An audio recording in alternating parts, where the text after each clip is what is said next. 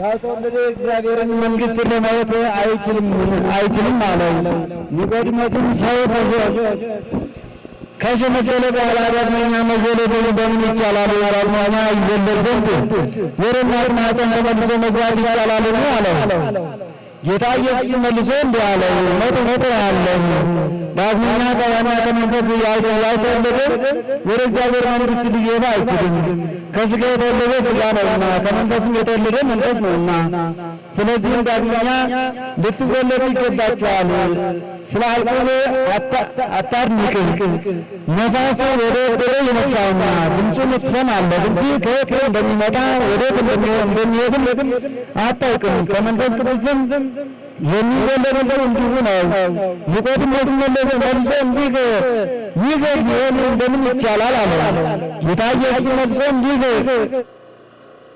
እግዚአብሔር የሚመራቸው ነው፣ ገብርኤል የሚመራቸው ነው፣ ግን ይህን ነገር አታውቅም አለው። የምናውቀውን እንድንናገር ባየነውን እንድንመሰክር እውነት እውነት እላለሁ፣ ግን ምስክርነታችን አትቀበሉም።